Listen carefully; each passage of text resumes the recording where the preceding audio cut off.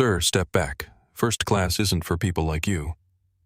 The words sliced through the polished cabin of British Airways Flight 847 like a blade through silk. Victoria Hampton-Cross stood in the aisle, her cream Chanel suit pristine, her voice carrying the authority of someone who had never heard the word no. Her manicured finger pointed directly at the black man sitting calmly in seat 1A. He didn't flinch. He didn't scramble for his ticket. He simply marked his page in the thick, hardcover book on architectural history and slowly raised his eyes to meet hers. In exactly 30 minutes, Victoria Hampton-Cross would lose everything she had ever owned. Her family's company, her trust fund, her name. All because she couldn't stand seeing him where she thought she belonged. The man in seat 1A was Marcus Williams, 48 years old. Charcoal turtleneck, dark slacks, rimless glasses that caught the overhead lights. He held a glass of sparkling water in one hand, looking entirely at peace. His leather briefcase sat neatly beneath the seat in front of him. Everything about him suggested quiet confidence. Victoria blinked her brain, struggling to process the image.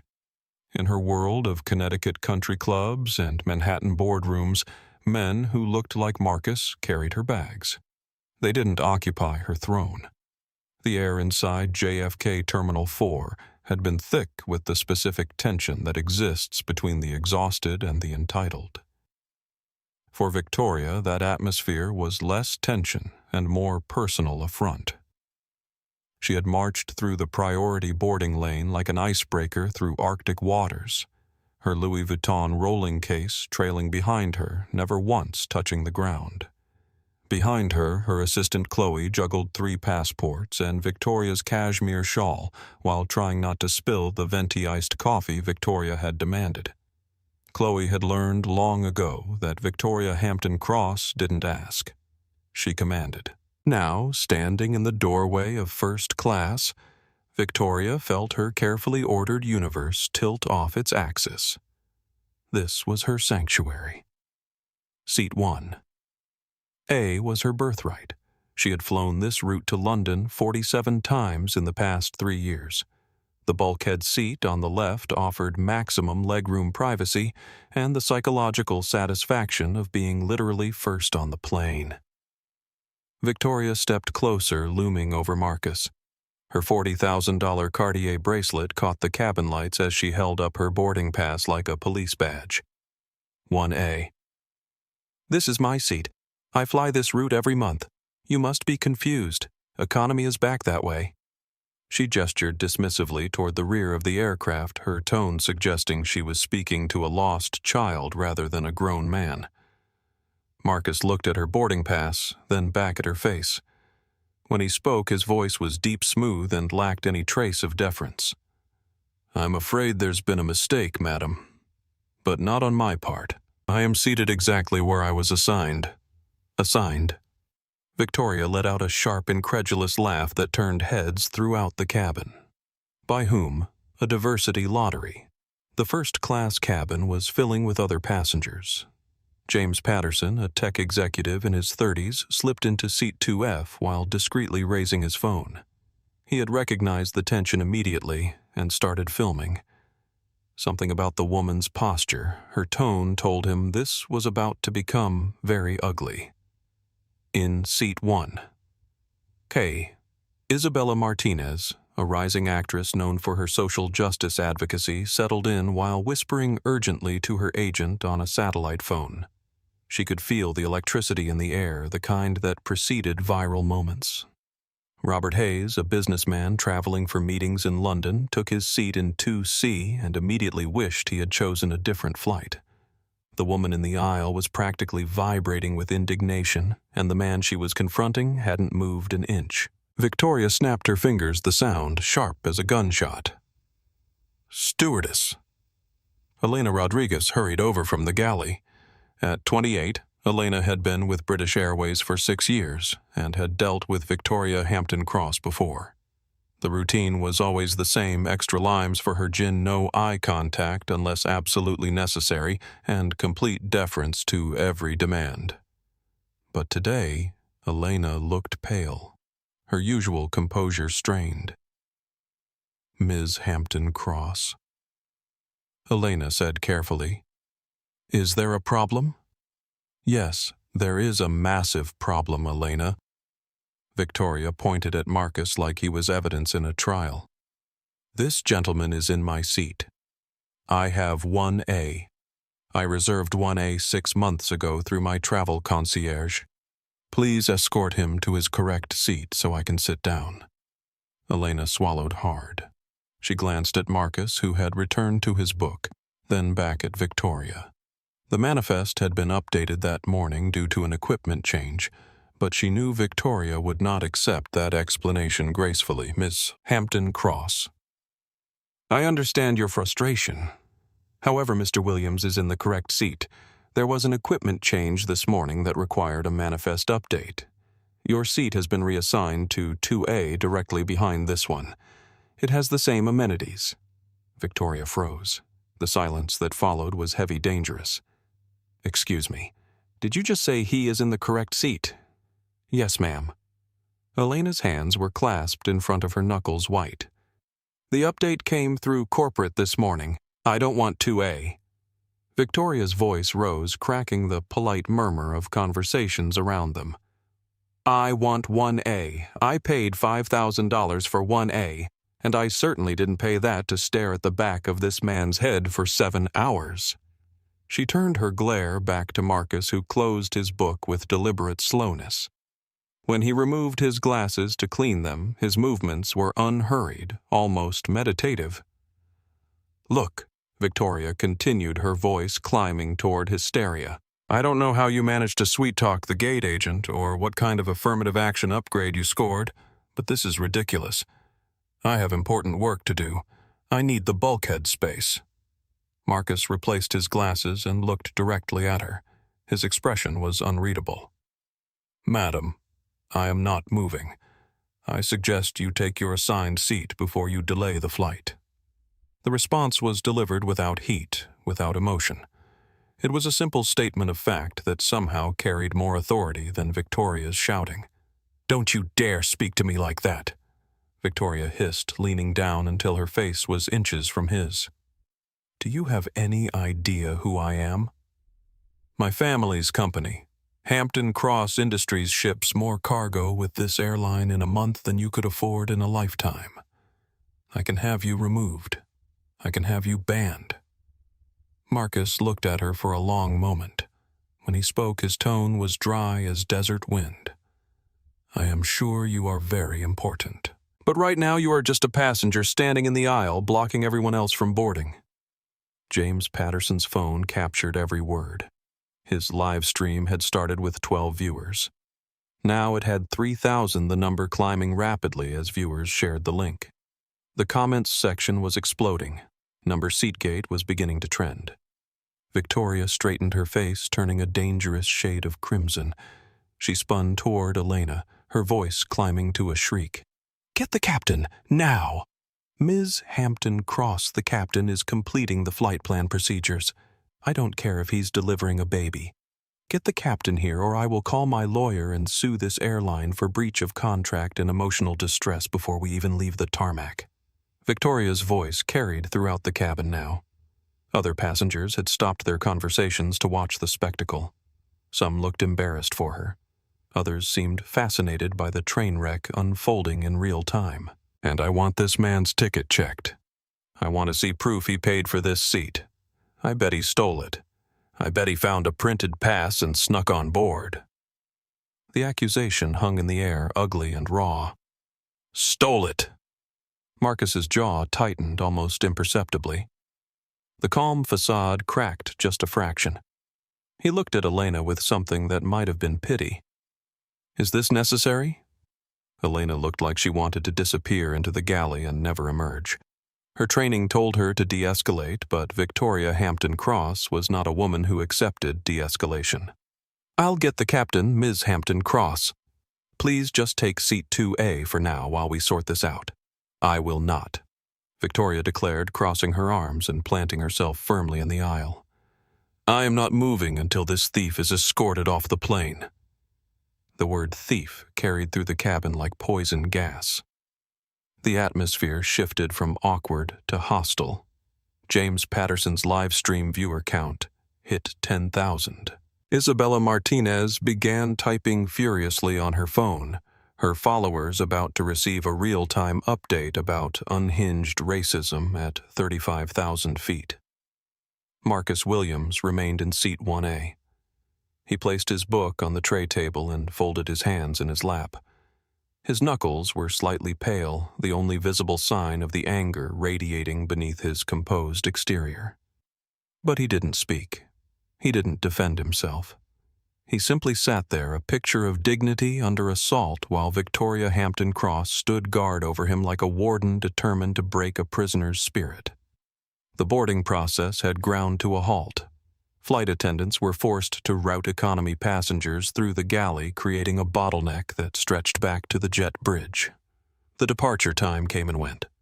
Gate agents were fielding questions from increasingly frustrated passengers still waiting to board. And in seat 1, Marcus Williams opened his book again and continued reading about the architectural marvels of ancient Rome as if the woman screaming above him was nothing more than background noise.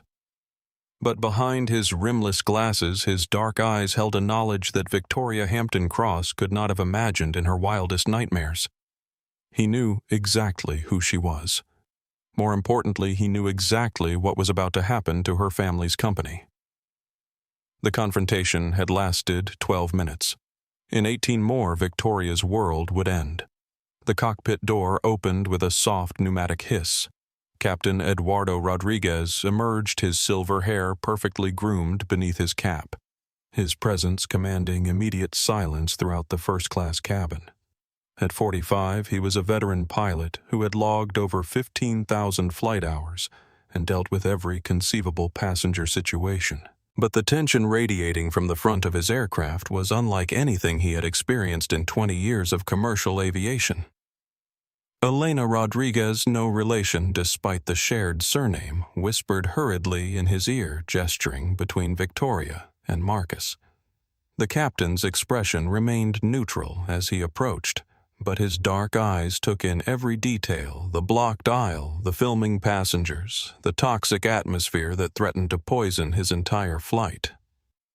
Miss Hampton-Cross. Captain Rodriguez's voice was a low baritone that had guided countless passengers through turbulence, both literal and figurative. "I'm told we have a seating dispute. It's not a dispute, Captain." Victoria turned on her most charming smile, the one she used at charity galas when cameras were present. "It's a rectifiable error. This passenger is in my seat. I have the boarding pass to prove it. I simply need him moved to his correct location." Captain Rodriguez examined Victoria's boarding pass, noting the original one, a designation. Then he turned to Marcus, who had been watching the exchange with quiet attention. "Sir, may I see your boarding pass, please?"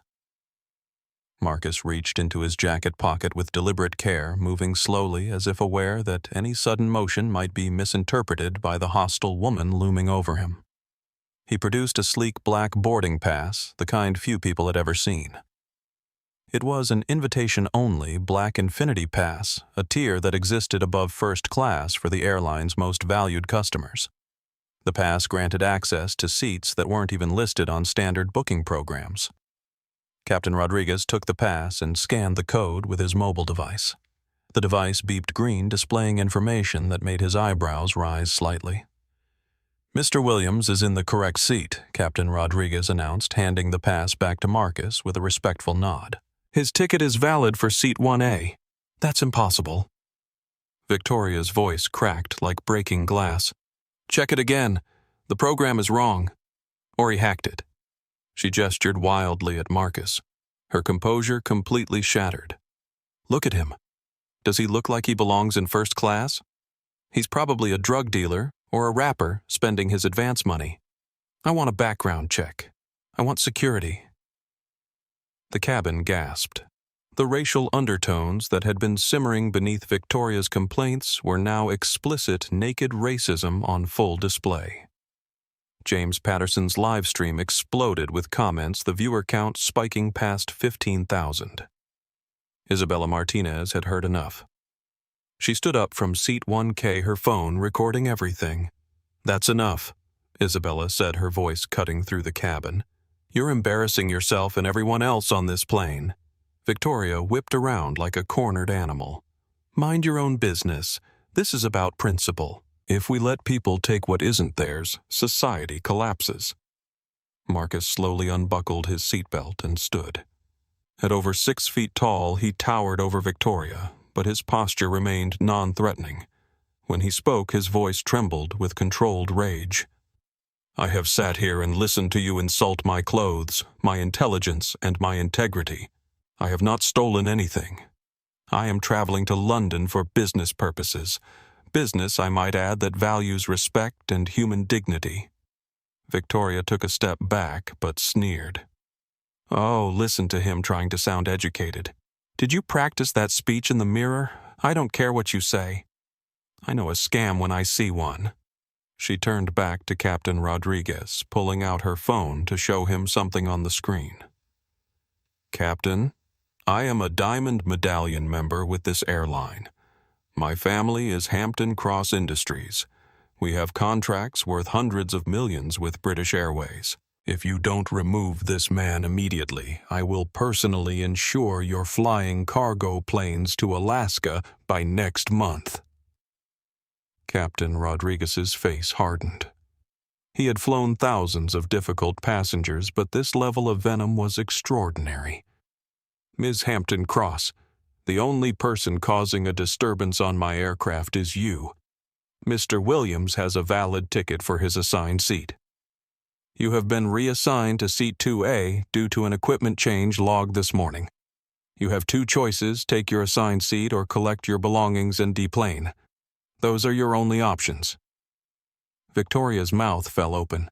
She looked around the cabin, searching for allies among the other passengers. James Patterson looked disgusted. Isabella Martinez was still filming. Robert Hayes was studying his newspaper intently, trying to avoid eye contact. "You're siding with him," Victoria whispered, her voice trembling with disbelief. "You're siding with the thief against a paying customer." "He is not a thief," Captain Rodriguez said firmly. "He is a passenger with a valid ticket, and I expect you to treat him with the same respect you would want for yourself." "Fine." Victoria spat the word like poison. "Fine. I'll sit in your downgraded seat. But mark my words, this isn't over. I'm going to make some calls the moment we land." She pointed a trembling finger at Marcus. "And you better enjoy this flight because it's going to be the most expensive seat you ever stole. I will ruin you. I will find out who you are, where you work, and I will have you fired." Marcus sat back down, rebuckling his seatbelt with careful precision. He didn't look at Victoria as she stormed past him to seat 2A. "We shall see," he said quietly. The 2 words carried more menace than all of Victoria's shouting combined. Victoria threw her carry-on bag into the overhead bin with enough force to rattle the entire compartment. She slumped into seat 2, immediately pulling out her phone to begin what she assumed would be Marcus's destruction. As the plane pushed back from the gate, Victoria connected to the onboard Wi-Fi and opened her corporate email. Her fingers flew across the screen as she composed a message to British Airways corporate headquarters, copying her family's legal team. Subject: urgent. Discrimination and theft on Flight 847. She typed with venomous speed, crafting a narrative that painted herself as the victim of a criminal conspiracy. She would destroy this man.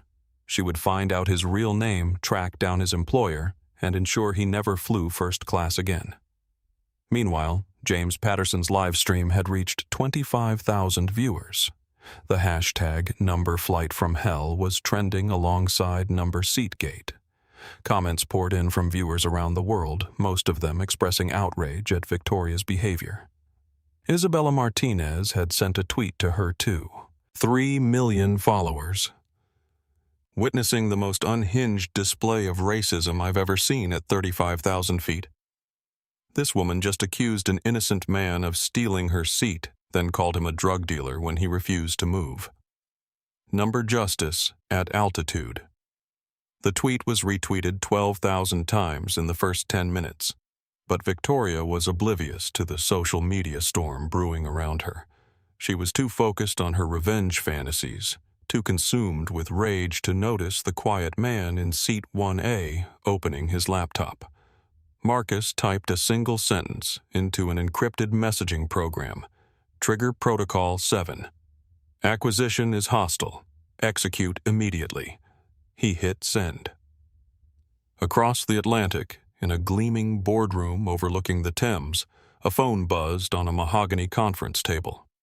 The Hampton-Cross Industries Board of Directors had been waiting for final approval on a debt restructuring deal that would save their company from bankruptcy. They would wait forever. The plane climbed through 30,000 feet, carrying Victoria Hampton-Cross toward her doom. But she didn't know that yet. She was too busy plotting the destruction of the quiet man in seat 1A, unaware that he had just destroyed her family's empire with a single message. The flight attendants moved through the cabin serving drinks and trying to restore some sense of normalcy. But the atmosphere remained toxic, poisoned by Victoria's accusations and the ugly truth they had revealed about her character.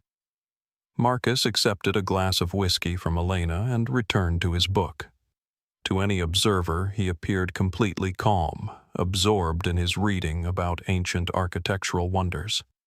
But behind his rimless glasses, his mind was already in London, already in the boardroom where Victoria's father was about to receive the worst news of his professional life.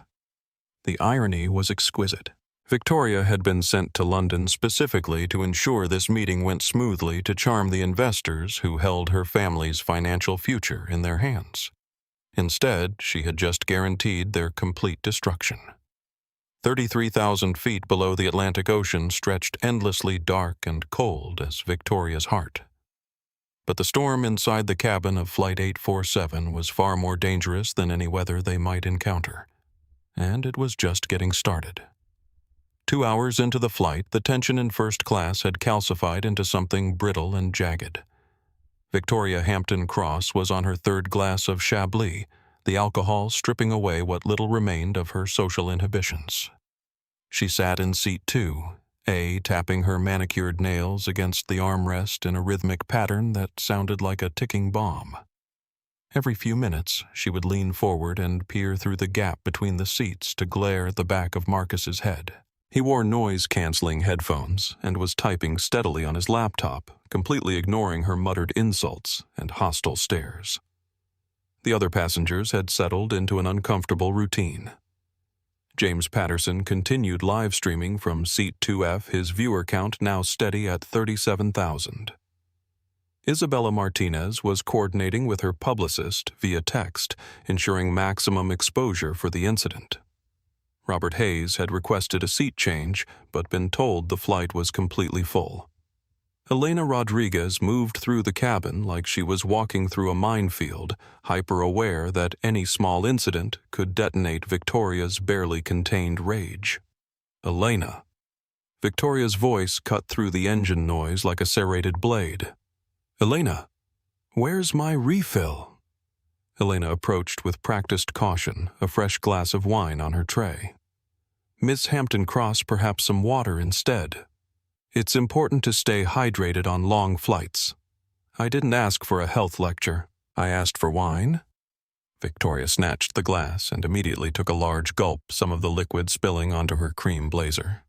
She didn't seem to notice. You know what I can't understand? Elena Victoria's voice was getting louder, more slurred. How someone like him gets a seat like that when paying customers like me get shuffled around like cattle. She gestured toward Marcus, who was completely absorbed in his work. People like him don't have jobs that require flying first class to London. They have hustles, drug deals, money laundering, something criminal guaranteed. Ms. Hampton-Cross, please keep your voice down. Oh, now you're defending him too. Victoria laughed a harsh sound that made Isabella Martinez look up sharply from her phone. First the captain, now you. What did he promise you? A cut of whatever he's smuggling? James Patterson's livestream comments exploded with outrage. Viewers were screenshotting Victoria's statements and sharing them across social media platforms. Number Victoria Gate was trending in 12 countries. Ma'am Elena said firmly, "I need to ask you to lower your voice. You're disturbing other passengers." Victoria looked around the cabin with exaggerated surprise.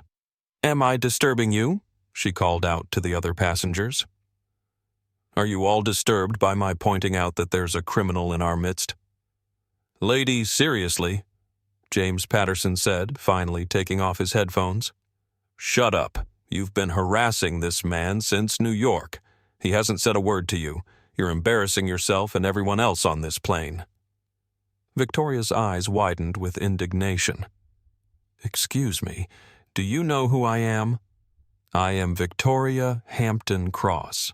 My father is Richard Hampton-Cross, chairman of Hampton-Cross Industries. I could buy your little startup and shut it down for sport." James laughed, shaking his head. "I'm the CEO of Patterson Tech. We're worth $8 billion. Good luck buying us out. And for the record, the only criminal behavior I'm seeing is coming from seat 2A. He put his headphones back on and returned to his live stream, dismissing Victoria completely. The rejection stung more than any insult could have. In Victoria's world, money talked louder than morality. The fact that her wealth couldn't silence this man's criticism was a fundamental disruption of her reality. She needed to regain control. She needed a victory that would prove Marcus was exactly what she claimed he was. An idea began forming in her alcohol-fogged brain. Dark, malicious, and perfectly calculated. Victoria looked down at her wrist. The Cartier diamond bracelet had been a gift from her father for her 30th birthday, insured for $40,000. The clasp was loose, something she had been meaning to have repaired for weeks. She waited until the cabin lights dimmed for the designated rest period. Most passengers put on eye masks or reclined their seats. Marcus stood to use the lavatory, walking past her row without making eye contact. The moment the lavatory door clicked shut, Victoria moved with practiced precision. She unclasped the bracelet and shoved it deep into the cushion gap of seat 1, pushing it down until it was completely hidden beneath the leather joint. Her heart raced with the thrill of the setup. This would be perfect. Undeniable proof of Marcus's criminal nature. She would wait 20 minutes, then discover the theft. Security would search him, find nothing, then search his seat area. The bracelet would be discovered exactly where a panicked thief would hide it. Victoria sat back in 2A, fighting to keep the smile off her face. She had him now. Marcus returned from the lavatory and settled back into his seat, completely unaware of the trap that had been set beneath him. He put his headphones back on and resumed typing on his laptop. Victoria waited. She forced herself to sit still, to appear normal, while her mind raced with anticipation.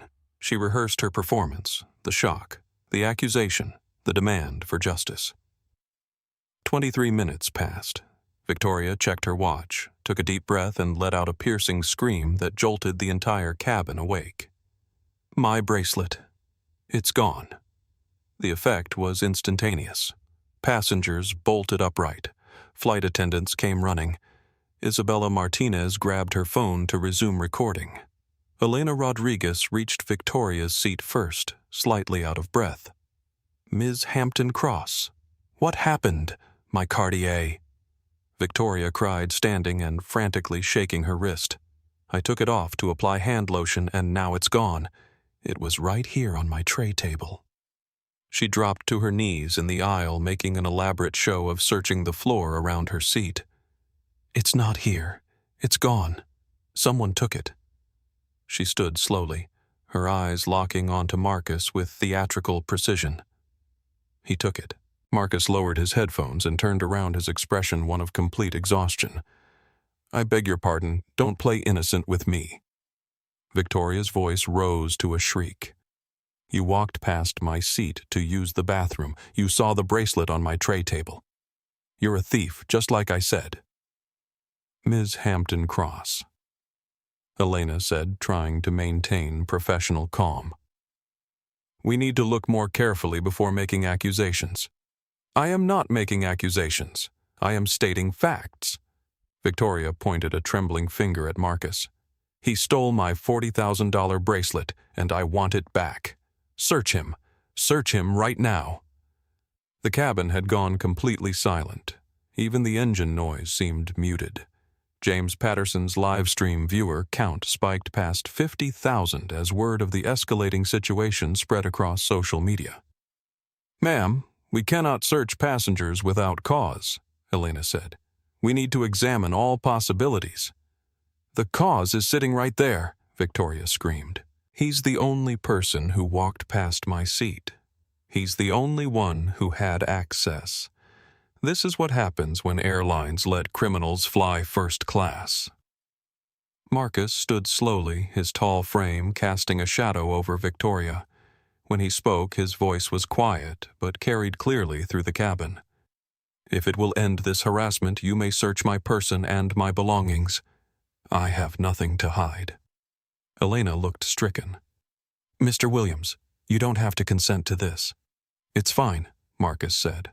"Let's resolve this quickly so everyone can rest." Mark Santos. The other flight attendant joined Elena reluctantly. They began a careful search of Marcus's carry-on bag, checking every compartment and pocket. They found his laptop, some business documents, a few books and toiletries. Nothing resembling jewelry. "Check his clothes," Victoria demanded. "He probably has it in his pocket."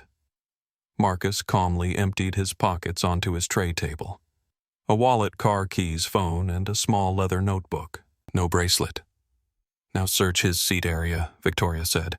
"He had time to hide it after he stole it." Mark and Elena exchanged uncomfortable glances but began examining the area around seat 1A. They checked.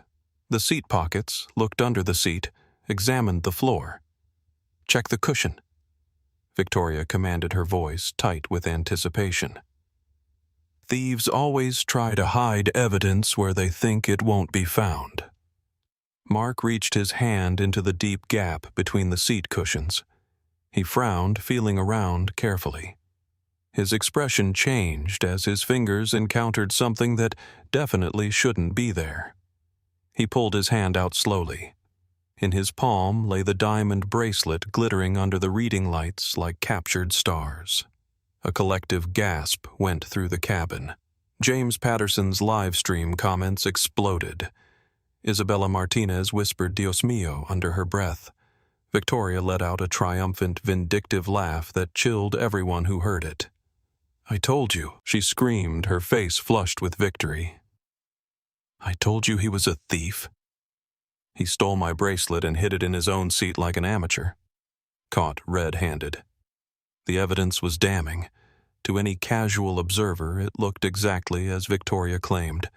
The bracelet had been found hidden in Marcus's seat area. He had been the only person to walk past Victoria's row.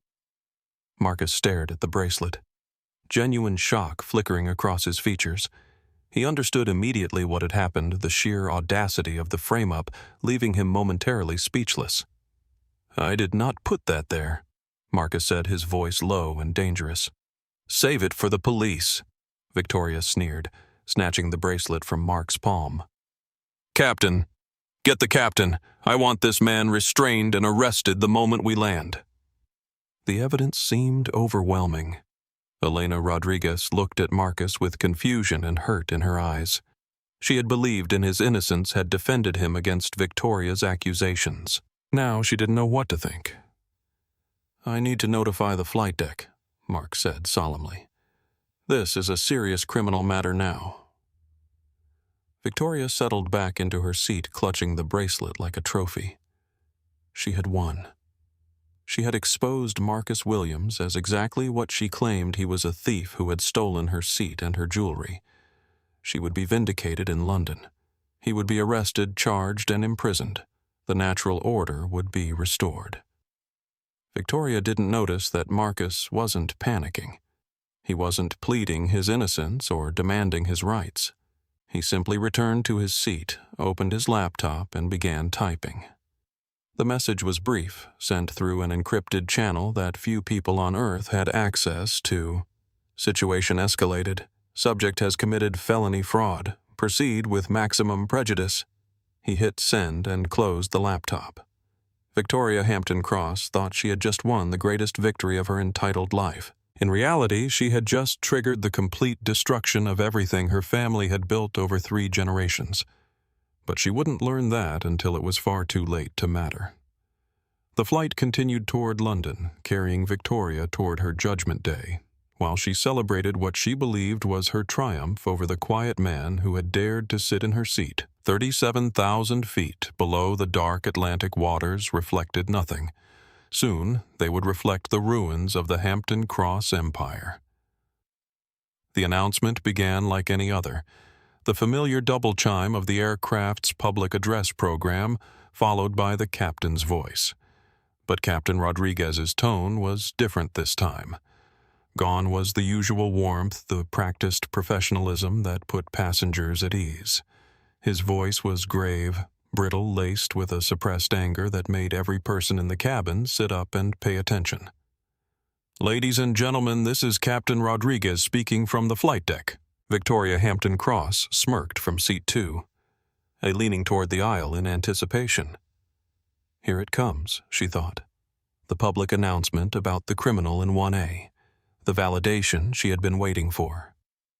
"We are currently over the North Atlantic, approximately 2 hours from our arrival at London Heathrow. I have received direct communication from both British Airways corporate headquarters and the Metropolitan Police Service regarding a serious security incident that has occurred during this flight." Victoria's grin widened. She made eye contact with Isabella Martinez and mouthed the word finally. Due to attempted fraud evidence tampering and interference with flight crew operations, Captain Rodriguez continued, his voice growing harder with each word. "Law enforcement will be boarding this aircraft immediately upon arrival at Gate B34. All passengers are required to remain seated with seatbelts fastened until the individual responsible for these crimes has been removed from the aircraft." Victoria actually laughed out loud. "Hear that thief," she whispered loudly enough for Marcus to hear. "Level 1 security alert. Hope you enjoyed your free upgrade." But the captain wasn't finished.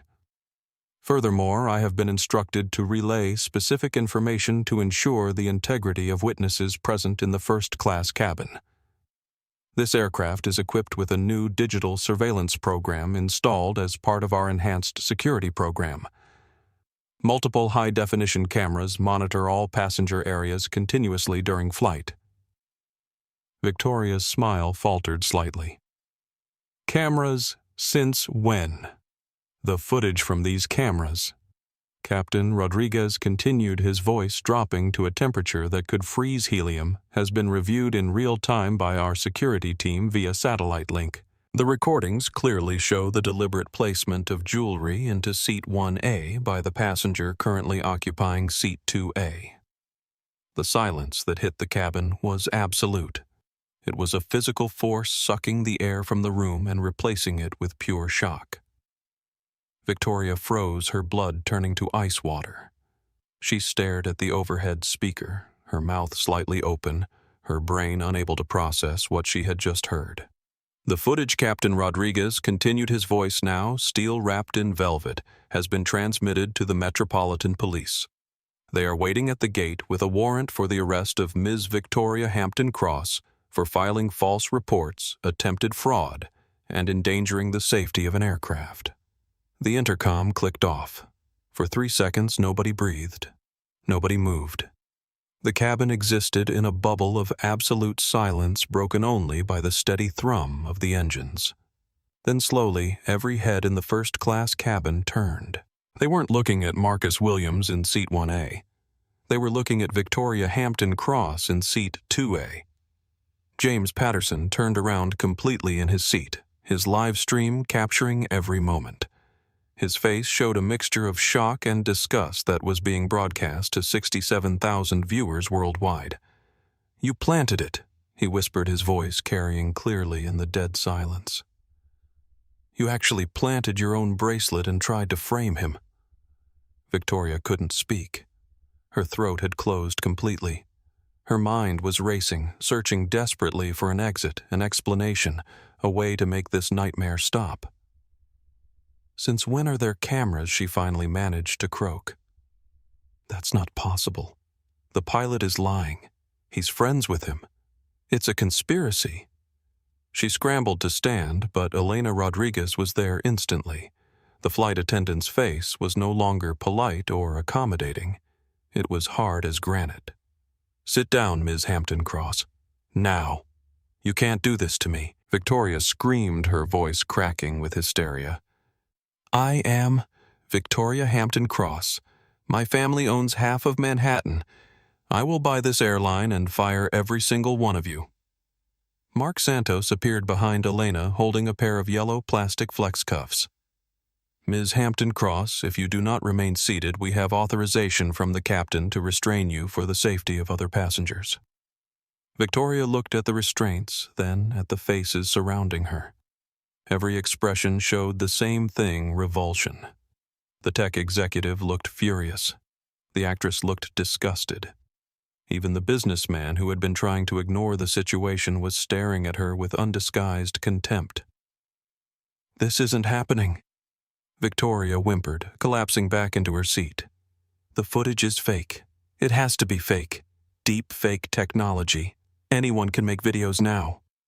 But even as she said it, she knew the truth. There had been cameras.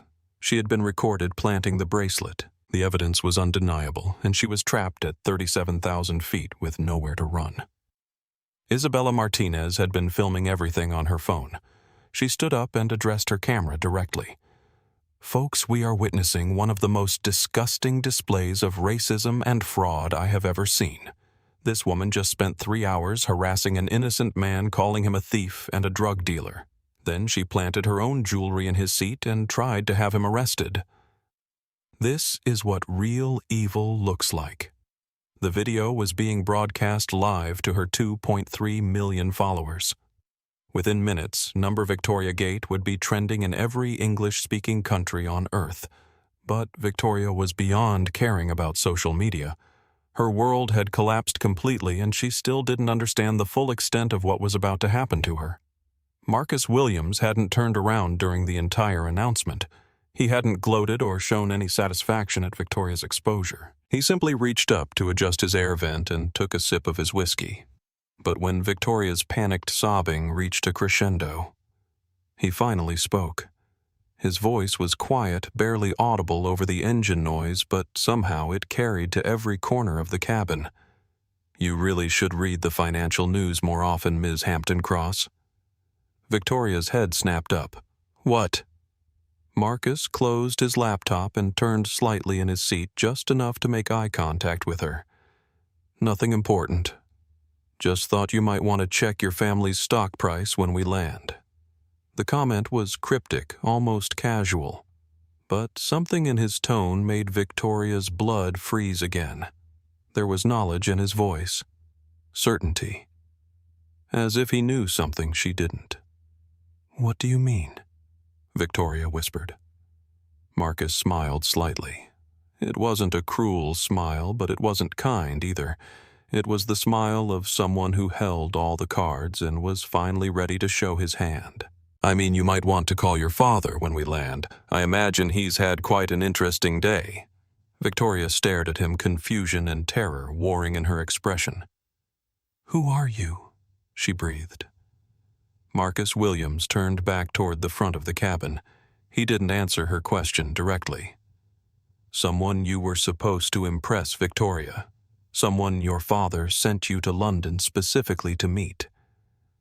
The words hit Victoria like physical blows. Supposed to meet. Her father had told her about the London meetings, the crucial negotiations that could save Hampton-Cross Industries from bankruptcy. She was supposed to charm the investors, to use her social skills to ensure the deal went smoothly. But the investors were anonymous. Corporate entities. She had no idea who the actual decision-makers were. Her phone buzzed with an incoming text, then another, then a flood of messages and missed calls. With shaking hands, Victoria checked her notifications. The first message was from her father's assistant, urgent. Stock price falling. Board meeting called. Where are you? The second was from her brother Victoria. What the hell did you do? Dad is freaking out. Hampton-Cross stock down 30% in 2 hours. The third was from her personal assistant. OMG Victoria, you're all over Twitter. Number Victoria, gate is trending. The video from the plane is everywhere. But it was the fourth message that made her blood freeze completely. It was from her father himself, Victoria. Call me immediately. The London deal is dead. They know what you did. Fix this or don't come home. Victoria looked up from her phone to find Marcus Williams watching her. His expression was calm, almost pitying. Like I said, he murmured. You should have read the financial news. The plane began its descent toward London, carrying Victoria Hampton-Cross toward her complete destruction. But she still didn't understand the full scope of what had happened. She didn't know that the quiet man in seat 1A wasn't just a passenger she had harassed. He was Marcus Williams' senior managing partner of Sovereign Capital, the investment firm that held her family's financial future in its hands. She didn't know that her racist tirade had been broadcast live to 80,000 people, creating a public relations nightmare that no amount of money could fix. She didn't know that while she was planting evidence and screaming accusations, Marcus had been sending messages that would dismantle her family's empire with surgical precision. Most of all, she didn't know that her father had specifically sent her to London to ensure Marcus Williams felt welcomed and valued during the most important business negotiation in Hampton-Cross Industries' history. Instead, she had called him a thief, a drug dealer, and a fraud. She had tried to have him arrested on fabricated charges. She had turned what should have been a celebration into a catastrophe, the landing gear deployed with a mechanical whir. London's lights sparkled below them, beautiful and indifferent to the human drama playing out above the clouds. Victoria Hampton-Cross was about to learn that actions have consequences even for people who had never faced them before, especially for people who had never faced them before. The wheels of British Airways Flight 847 touched down at London Heathrow with a screech of rubber and a roar of reverse thrusters. As the massive aircraft taxied toward Terminal 5, Victoria Hampton-Cross sat frozen in Seat 2. Her manicured hands gripping the armrests so tightly her knuckles had gone white. Through the small window she could see news vans lining the perimeter of the airport. Cameras with telephoto lenses tracked the plane's movement. Her phone had been buzzing non-stop for the past hour with calls from reporters, lawyers, and family members. She had stopped answering after the 15th call. The cabin remained in tense silence. Even the usual sounds of passengers preparing to disembark were muted. Everyone knew they were about to witness something unprecedented. "Ladies and gentlemen," Captain Rodriguez's voice crackled through the intercom one final time. "We have arrived at Gate B34. As previously announced, Metropolitan Police officers will be boarding immediately to address a criminal matter. All passengers must remain seated with seatbelts fastened until this situation is resolved. Thank you for your patience." The plane shuddered to a halt. The usual ding of the seatbelt sign turning off didn't come. Instead, the forward cabin door opened and cold London air rushed in, mixing with the stale atmosphere of the aircraft. 3 officers from the Metropolitan Police Service boarded first. They weren't the friendly community officers tourists photographed in front of Big Ben. These were serious law enforcement personnel in high-visibility vests, carrying the weight of authority and backed by the full power of the British Justice Program. Leading them was Sergeant Mitchell, a man with steel-gray hair and eyes that had seen every form of entitled behavior imaginable. Behind him came Constable Sarah Kumar and PC David Thompson, both young but experienced in dealing with international incidents at Heathrow. Elena Rodriguez pointed wordlessly toward Seat 2A. The officers moved down the aisle with practiced efficiency, their boots heavy on the carpeted floor. Victoria Hampton-Cross Sergeant Mitchell's voice was flat, professional. It wasn't a question. It was a verification. Victoria looked up at him. Her mascara streaked her expensive blazer, wrinkled and stained with wine. For the first time in her adult life, she looked small. "Do you know who my father is?"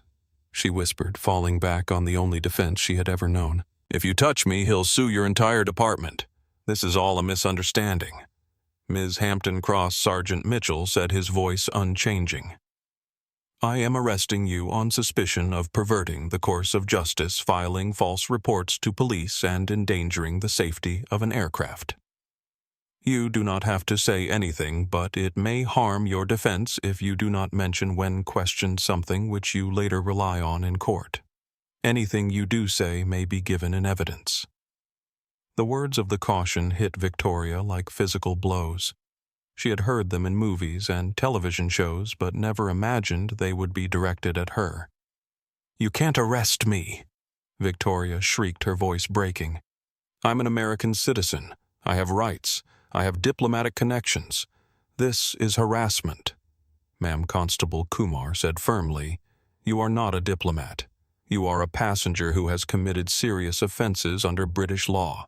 Please stand up and place your hands behind your back." Victoria's last thread of self-control snapped. She kicked out wildly, her expensive heel connecting with Sergeant Mitchell's shin. "No, you can't do this to me. I'm Victoria Hampton-Cross. My family owns half of New York." The assault on a police officer was the final straw. Mitchell didn't flinch or show pain. With practiced efficiency, he grabbed Victoria's wrist, spun her around, and clicked handcuffs onto her wrists. The sound of metal on metal was loud and final in the silent cabin. Assaulting a police officer, Mitchell added to his notes. "We'll add that to the list of charges." Victoria stumbled as he pulled her upright, her designer blazer bunching awkwardly around her shoulders. The handcuffs were tight, uncomfortable, a physical reminder that her world of privilege and immunity had completely evaporated. "My bag," she whimpered. "My Louis Vuitton. It cost more than your monthly salary." "We'll collect your belongings, ma'am," P.C. Thompson said, retrieving her carry-on from the overhead compartment. "Everything will be properly inventoried." As they marched Victoria down the aisle, she looked desperately at the other passengers, searching for sympathy or support. She found none. James Patterson filmed her perp walk with cold satisfaction. Isabella Martinez shook her head in disgust. Robert Hayes studied his newspaper, unwilling to meet her eyes. When they reached Marcus Williams, Victoria stopped struggling. She turned to face him, her eyes wild with a mixture of rage and desperation. "You!" she spat, lunging toward him despite the restraining grip of the officers. "You ruined my life. Who are you? Who do you think you are?" Marcus had been reading his book, seemingly oblivious to the drama playing out around him. Now he slowly turned his head to look at her. His expression wasn't angry or triumphant. It was something far worse, pitying. "I am the person you were supposed to impress," Victoria Marcus said quietly. "The person your father specifically sent you to meet in London." Victoria's face went ashen. The words hit her like a physical blow, and for a moment she stopped struggling against the officers entirely. "What?" But the officers were already pulling her forward through the galley and onto the jet bridge. The last thing Victoria heard before the cabin door closed was the sound of the first-class section breaking into spontaneous applause. Back in seat 1. Marcus unbuckled his seatbelt and stood up. He collected his briefcase and laptop bag with careful precision, then walked to where Elena Rodriguez stood near the galley. Elena Marcus said, his voice kind. "On behalf of myself and everyone else, thank you for handling an impossible situation with such professionalism." Elena's eyes were bright with unshed tears. "Mr. Williams, I'm so sorry about what happened. I should have stopped it sooner." "You did your job perfectly," Marcus assured her. "You were put in a position no flight attendant should ever face, and you handled it with grace." He handed her a business card. "If you ever decide you want a career change, I'd be happy to discuss opportunities at Sovereign Capital." We value people who demonstrate integrity under pressure. Elena took the card with shaking hands. Thank you, sir. That means more than you know. Marcus nodded and walked toward the exit. He didn't look back at seat 2A, where Victoria's presence still seemed to linger like toxic fumes. He had a meeting to attend, a company to dismantle, and a reputation to restore. The other passengers began to deplane slowly, each one fully aware they had witnessed something extraordinary. James Patterson's live stream had ended with over 200,000 viewers. Isabella Martinez's social media posts were being shared across every platform. The story of Victoria Hampton-Cross would be international news within the hour, but the real consequences were only beginning. In the arrivals hall, Victoria was processed through the standard arrest procedures. Her fingerprints were taken, her mugshot was photographed, she was searched and had her personal belongings inventoried. The duty solicitor assigned to her case was a tired-looking man named David Henderson, who had seen every form of entitled behavior the international terminal could produce. Ms. Hampton-Cross Henderson said as they sat in a sterile interview room, "I've reviewed the preliminary evidence against you. The charges are serious: filing false reports, attempting to pervert the course of justice, and assaulting a police officer. In the UK, these offenses carry significant prison sentences." "This is all a mistake," Victoria insisted, though her voice lacked its usual authority. The man in the seat, he did something to the cameras. He manipulated the footage. "My family has connections. We can prove this is all fabricated." Henderson looked at her with professional sympathy. "Ms. Hampton-Cross, there were multiple independent witnesses. Passengers were filming the incident live on social media. The evidence against you is overwhelming." He slid a form across the table. "I strongly recommend you consider pleading guilty in exchange for a reduced sentence.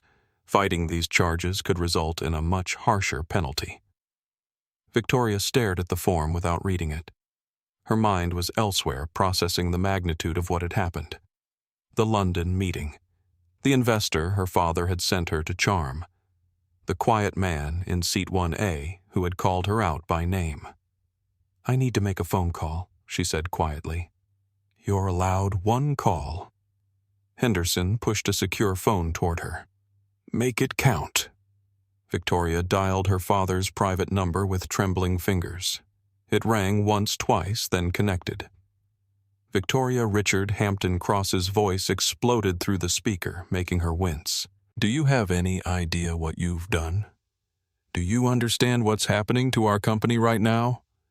"Daddy," Victoria sobbed. "Daddy, you have to help me. I'm in jail. They arrested me. It's all a setup. The man on the plane, he did something to the security cameras." The man on the plane, Richard's voice was dangerously quiet. "Is Marcus Williams, senior managing partner of Sovereign Capital. The man who held our company's future in his hands. The man you were supposed to meet, charm, and ensure felt respected and valued." Victoria felt the world tilt beneath her feet.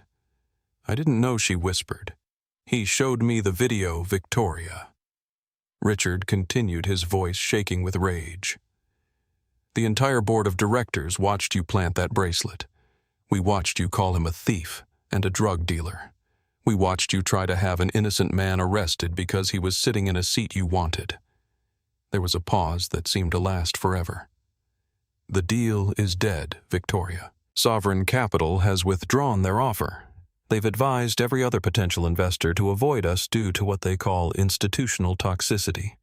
Our stock has lost 60% of its value. The board is demanding my resignation."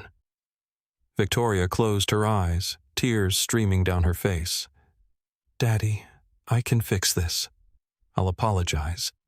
I'll tell him I was stressed, that I made a mistake." "You can't fix this," Richard said coldly. "It's over. Hampton-Cross Industries is finished. You killed it. You murdered 3 generations of our family's work because you couldn't stand seeing a black man in first class." The line went quiet except for Victoria's sobbing. "Daddy, please, don't abandon me. I'm your daughter." "No? Richard said, his voice final as a judge's gavel. "You were my daughter. Now you're just another criminal in a jail cell. Don't call this number again." The line went dead. Victoria stared at the phone, listening to the dial tone until Henderson gently took it from her hands. "Bad news?" the solicitor asked. Victoria didn't answer. She slid down in her chair until she was practically curled into a ball, her designer clothes wrinkled and stained her perfectly styled hair a mess. Outside the police station, news vans were already gathering. Number Victoria Gate was trending in 47 countries. The video of her planting the bracelet had been viewed 15 million times. Her mugshot would be on the front page of tomorrow's tabloids.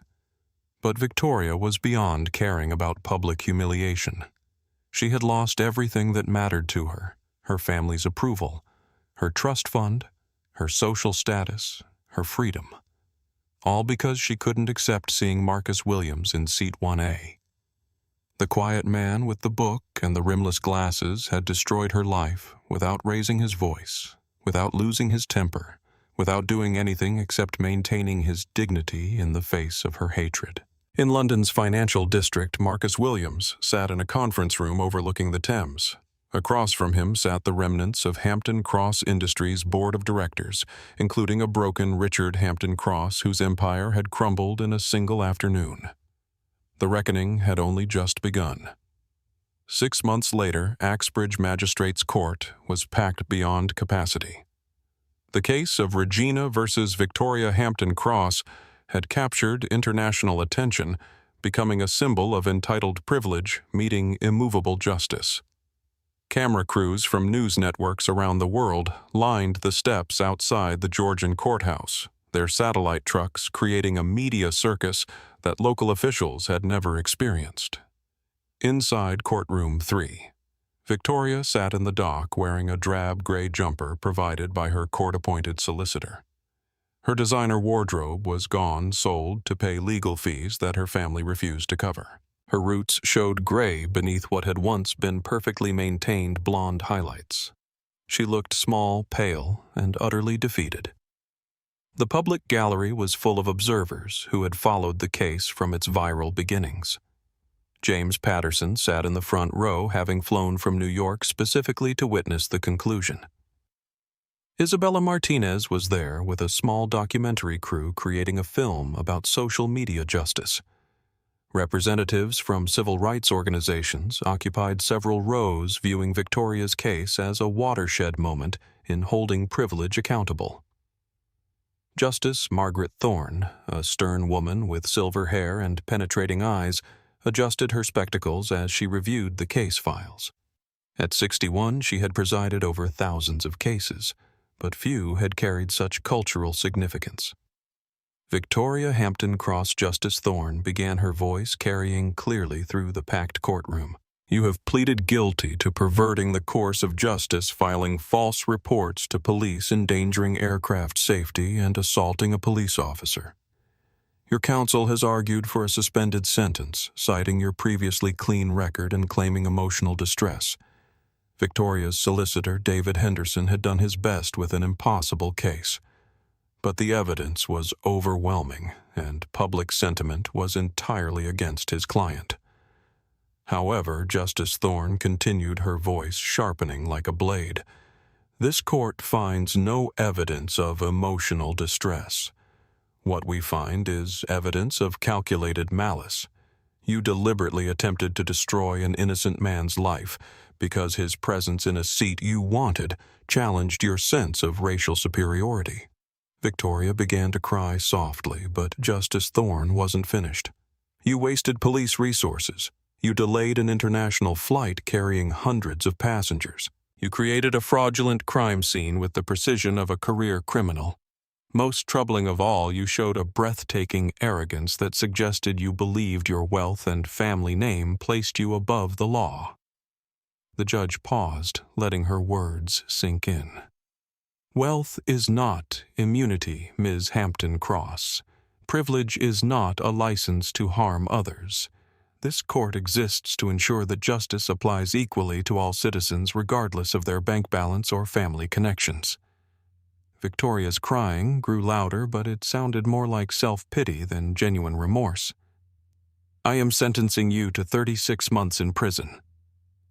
Justice Thorne's gavel came down with finality. "You will serve a minimum of 18 months in custody before being eligible for parole. The remainder will be served on license with strict conditions. Take her down." The gavel's bang echoed like a gunshot. Victoria's scream of protest was cut short as the court bailiff took her arm. She looked desperately toward the public gallery, searching for a familiar face, a supporter, anyone who might help her. Her father wasn't there.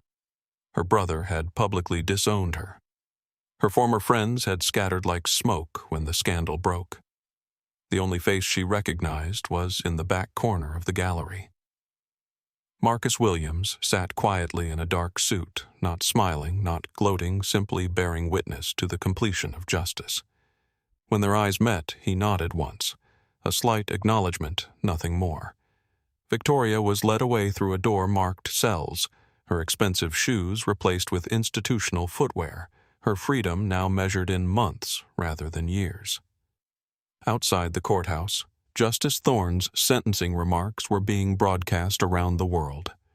The case had become a defining moment in discussions about privilege, racism, and accountability in the social media age. But the real transformation had begun months earlier in boardrooms and corporate headquarters, where Marcus Williams was quietly revolutionizing how transportation companies addressed discrimination. The Fair Skies initiative had launched with unprecedented industry support. Major airlines, train operators, and bus companies signed on to comprehensive bias training programs, real-time incident reporting programs, and passenger advocate positions. Elena Rodriguez, the flight attendant who had handled Victoria's attack with such professionalism, now served as Director of Passenger Dignity Experience for British Airways. Her first act was implementing the Victoria Protocol, a comprehensive response program for discrimination incidents. The protocol required immediate documentation of any bias complaint, mandatory de-escalation training for all crew members, and direct reporting to a passenger advocacy board that included civil rights representatives. James Patterson used his viral fame to launch TravelWatch, a mobile app that allowed passengers to report discrimination incidents in real time. The app connected directly with transportation companies' compliance departments and civil rights organizations, creating accountability where none had existed before. Isabella Martinez's documentary Seat 1, A Journey to Justice, premiered at the Sundance Film Festival to critical acclaim. The film followed the case from the initial incident through Victoria's conviction, but focused primarily on the broader implications for social justice and corporate responsibility. Most significantly, Marcus Williams had used his position at Sovereign Capital to create the Dignified Travel Foundation. The organization provided legal support for discrimination victims and lobbied for federal legislation requiring bias incident reporting across all forms of public transportation. The foundation's first recipient was Maria Santos, a young Latina student who had been removed from a first-class seat she had legitimately purchased after another passenger complained about her presence. Her case, backed by the Foundation's legal team, resulted in a landmark settlement and policy changes across the airline industry. But perhaps the most powerful transformation occurred in Seat 1A itself. Marcus Williams had quietly arranged for a small brass plaque to be installed on every Seat 1A across British Airways Fleet. The plaque read simply, "Dignity has no price. Respect costs nothing." Passengers who sat in those seats often asked flight attendants about the plaque's meaning. The crew members, all trained in the Victoria Hampton-Cross incident, would tell the story how one woman's hatred had destroyed her family's empire, and how one man's quiet dignity had changed an entire industry. The story became a teaching moment, a reminder that prejudice came with consequences and that respect was not negotiable. Hampton-Cross Industries had been completely dismantled. The company's assets were sold to Sovereign Capital at 30 cents on the dollar, exactly as Marcus had proposed in that London boardroom confrontation with Victoria's father. The logistics division was restructured as sovereign transport with generous raises for ground crew drivers and warehouse workers who had suffered under the old management's discriminatory practices. The corporate headquarters in Manhattan was converted into affordable housing with preference given to minority families. Richard Hampton-Cross had resigned in disgrace and moved to a modest apartment in Florida. His once vast fortune had evaporated in legal settlements, stock losses, and the costs of unwinding his collapsed empire. He lived quietly now, a broken man haunted by his daughter's actions and his own failures as a parent. The Hampton-Cross name disappeared from society pages and charity galas. Buildings, ships, and corporate entities that had carried the family name for 3 generations were quietly rebranded. It was as if the dynasty had never existed. Victoria's brother Michael had changed his surname legally and moved to Australia, where he worked as a wildlife photographer. He granted one interview about his sister, saying simply, "She was raised to believe rules didn't apply to her." Prison might be the first time in her life she learns they do. As Victoria served her sentence in HMP Bronzefield, the world moved on without her. The viral videos of her breakdown continued to circulate as cautionary tales in diversity training programs and business ethics courses. But the most powerful legacy wasn't punishment. It was prevention. Children learned about the Victoria Hampton-Cross case in school as an example of how prejudice destroys not just its targets, but those who carry it in their hearts. Business schools used the Hampton-Cross collapse as a case study in how corporate culture flows from leadership and how discrimination becomes a liability that can destroy companies overnight. Transportation companies instituted regular bias audits, passenger feedback programs, and zero-tolerance policies for discrimination. The changes weren't perfect, but they were comprehensive and measurable. Most importantly, the quiet dignity that Marcus Williams had displayed became a model for responding to prejudice. His measured responses, his refusal to escalate, and his careful use of institutional power to create lasting change showed a path forward that didn't rely on anger or revenge. The transformation wasn't just legal or corporate. It was cultural. People who witnessed discrimination on flights, trains, and buses began speaking up more frequently.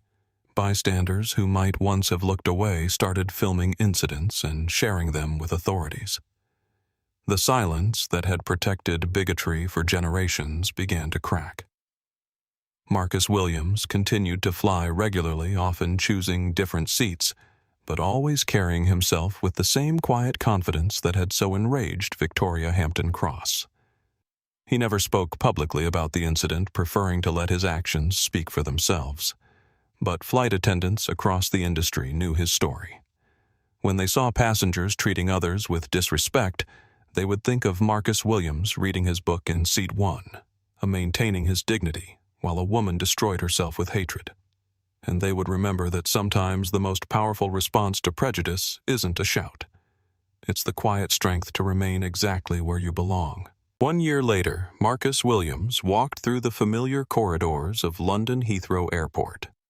His steps echoed softly on the polished floors as he made his way to Gate B34, the same gate where Victoria Hampton-Cross had been arrested 12 months earlier. The media circus was gone now. The news vans had moved on to other stories, other scandals, other moments of viral outrage. But the changes that had emerged from that toxic flight remained deeply embedded in the aviation industry's DNA. Marcus approached the gate for British Airways Flight 847, the same route that had inadvertently launched a revolution in corporate accountability. Elena Rodriguez stood behind the desk in her crisp uniform, now bearing the insignia of her new position as Director of Passenger Dignity Experience. "Mr. Williams." Elena smiled warmly as she recognized him. "Welcome back. I have your boarding pass ready." Marcus looked at the pass in her hand. Seat 1A, just as it had been a year ago. But something felt different this time. "Actually, Elena, I think I'd like to try 1K today." "Change of perspective, you know." Elena's smile widened. "Of course, sir. Sometimes a different view makes all the difference." She printed a new boarding pass and handed it to him. Marcus took it with a nod of thanks and walked toward the boarding area. The gate area was bustling with the usual mix of business travelers, families, and tourists. Marcus found a seat and opened his book, a new volume on sustainable urban development. The passengers around him went about their business, unaware they were sitting near the man whose quiet dignity had changed their industry. As boarding began, Marcus watched the steady stream of passengers making their way onto the aircraft. First-class passengers filed through the priority lane, their expensive luggage and confident postures marking them as members of the global elite. But there was something different in the atmosphere. Flight attendants greeted each passenger with genuine warmth rather than practiced deference. Ground crew members moved with purpose and pride, no longer invisible servants in an industry hierarchy. Marcus boarded with the other first-class passengers and made his way to seat 1K on the right side of the aircraft. As he settled in, he noticed a young woman standing in the aisle near seat 1, looking confused and slightly overwhelmed. She was Latina, probably in her early 20s, carrying a worn backpack and clutching a boarding pass in her hand. Her clothes were clean but inexpensive, and everything about her suggested this was not a world she was familiar with. Excuse me, she said to Elena, who was helping passengers stow their carry-on bags. I think there might be a mistake with my seat. My ticket says 1A, but I bought an economy seat. I was supposed to be in 34F. Elena checked her tablet and smiled. No mistake, Miss Santos. You've been selected for a courtesy upgrade. Please make yourself comfortable. The young woman, Maria Santos, looked around the first-class cabin with wide eyes. The leather seats, the extra space, the attentive service, it was all completely foreign to her experience. But I didn't pay for this, Maria said uncertainly. I can't afford first class. There has to be some error. Elena's smile was genuine and kind. Sometimes good things happen to good people. Miss Santos, please enjoy your flight. Maria settled into seat 1, hesitantly, as if she expected someone to realize the mistake and move her back to economy at any moment. She carefully stowed her backpack beneath the seat and marveled at the small brass plaque mounted on the armrest. Dignity has no price. Respect costs nothing. She traced the words with her finger, wondering about their significance. Marcus watched the interaction with quiet satisfaction. The random upgrade program he had instituted through Sovereign Capital's partnership with British Airways was working exactly as intended. Every flight on routes where discrimination incidents had been reported now included one economy passenger upgraded to the premium seat where the incident had occurred. It was a small gesture but symbolically powerful. Where once hatred had tried to exclude, now opportunity was being extended. As the plane pushed back from the gate, Marcus opened his book and began to read. Through his window, he could see the lights of London fading below them, the city where Victoria Hampton-Cross was serving the 14th month of her prison sentence. She had been denied parole twice, her applications rejected due to what the parole board called a continuing lack of genuine remorse. In her cell at HMP Bronzefield, she spent her days in the prison library not reading for pleasure or education, but frantically researching appeals and legal loopholes that might secure her early release. Victoria's former world had completely forgotten her. The charity galas and society events she had once dominated continued without her, her name erased from donor lists and invitation rolls as if she had never existed. Her father's bankruptcy proceedings had concluded with every asset liquidated to pay creditors and legal settlements. The Hampton-Cross Family Trust, built over 3 generations, was distributed to organizations fighting discrimination in transportation and hospitality industries. The irony was exquisite and complete. Victoria's victims had become the beneficiaries of her family's wealth. But Marcus wasn't thinking about Victoria as the plane climbed through the clouds. His mind was on the future, on the changes that were taking root across the industry. The Fair Skies initiative had expanded beyond aviation to include cruise lines, train operators, and ride-sharing companies. More than 200 transportation companies had signed on to comprehensive anti-discrimination protocols. Employee training now included not just legal compliance, but emotional intelligence education focused on recognizing and addressing unconscious bias. Incident reporting programs created direct connections between frontline workers and corporate leadership, ensuring that discrimination complaints couldn't be buried in bureaucracy. Most importantly, the customer service culture had shifted fundamentally. Where once the industry operated on the principle that the customer is always right, the new standard recognized that some customers were simply wrong and that protecting employees and other passengers from abusive behavior was both morally correct and good business practice. The changes weren't perfect. Discrimination hadn't been eliminated overnight, and there were still incidents, still people who believed their money or status granted them the right to mistreat others. But now there were consequences. Real consequences that extended beyond social media shaming to include criminal prosecution, permanent travel bans, and civil liability that could destroy personal wealth as thoroughly as it had destroyed the Hampton-Cross empire. 3 hours into the flight, Maria Santos was dozing peacefully in seat 1. Her backpack serving as a pillow. She was a graduate student at UCLA flying to London for a semester abroad program. The upgrade had saved her family nearly $3,000. They couldn't afford money that would now go toward her living expenses rather than airline profits.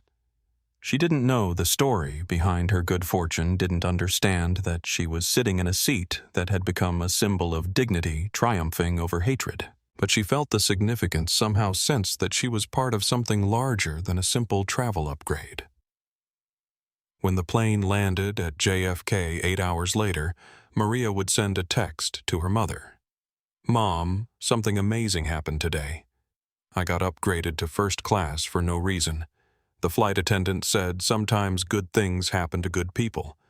Maybe we're finally getting some good luck." Her mother would screenshot the text and share it with her church prayer group, believing it was an answer to months of prayers for her daughter's success. The story would spread through their community as evidence that hard work and good hearts were eventually rewarded.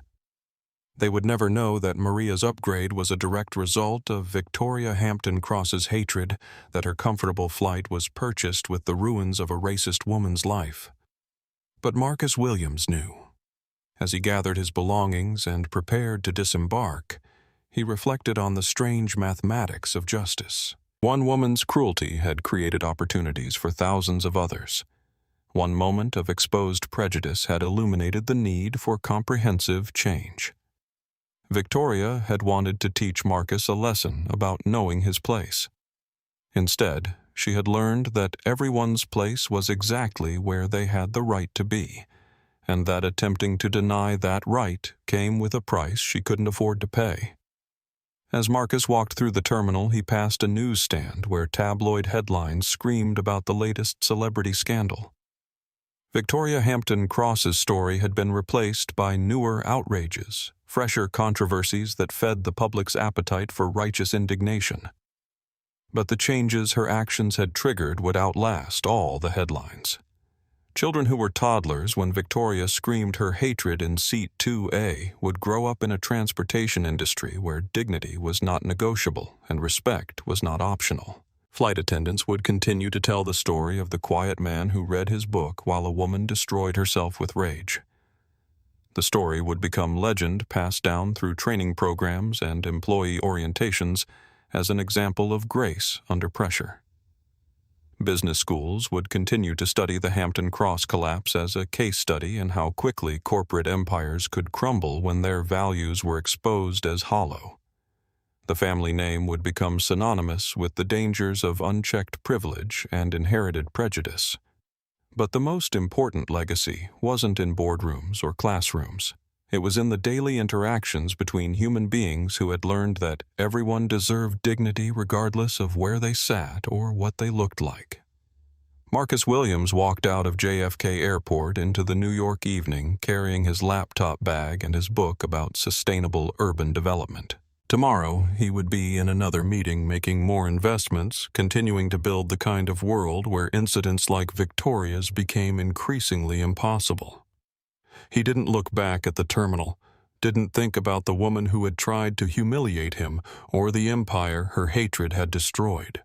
His mind was already on the future, on the next opportunity to turn prejudice into progress and hatred into hope. Behind him, the planes continued their eternal cycle of departure and arrival, carrying passengers who traveled with greater dignity because one woman's cruelty had revealed the need for change, and one man's quiet strength had shown how to achieve it. The seat where Victoria Hampton-Cross had planted evidence and screamed accusations was now occupied by someone who belonged there simply because they were human. The seat Marcus Williams had defended with his silence now welcomed everyone who approached it with respect for others. And in airports around the world, brass plaques reminded travelers of a simple truth that had cost one family everything to learn. Dignity has no price. Respect costs nothing. The revolution was complete, but it had never been about revolution at all. It had been about evolution, about growing into the kind of society that existed in promise rather than practice. Victoria's hatred had been the catalyst, but Marcus's grace had been the guide. As his taxi pulled away from the terminal, Marcus opened his book to where he had left off. The chapter was about building sustainable communities, about creating structures that served all people, rather than just the privileged few. He smiled slightly as he read, thinking about how fitting it was. After all, that was exactly what they had built, a transportation industry that finally served everyone with equal dignity. It had taken a woman's spectacular fall from grace to lift everyone else up. But perhaps that was how justice had always worked. Not as punishment for its own sake, but as the foundation for something better. The plane that had carried him from London was already being prepared for its next departure. New passengers would board, take their seats, and travel in comfort and safety. Some would sit in 1A, unaware of its history, but benefiting from its legacy. And high above the clouds, the transformation that had begun with hatred would continue through love, dignity, and the simple recognition that everyone belongs exactly where they are, as long as they treat others with the respect that costs nothing and means everything. If you believe everyone deserves respect, regardless of where they sit, share this story. Drop your city in the comments below and let us know what you thought about this incredible journey from hatred to justice. Hit that subscribe button and ring the notification bell, because when we speak up against discrimination, we don't just change individual lives, we transform entire industries. Like this video. If it moved you, share it with someone who needs to hear this message, and remember that sometimes the most powerful victories come not from shouting the loudest, but from standing with quiet dignity exactly where you belong. Until next time, stay strong, stay dignified, and never let anyone tell you that you don't belong.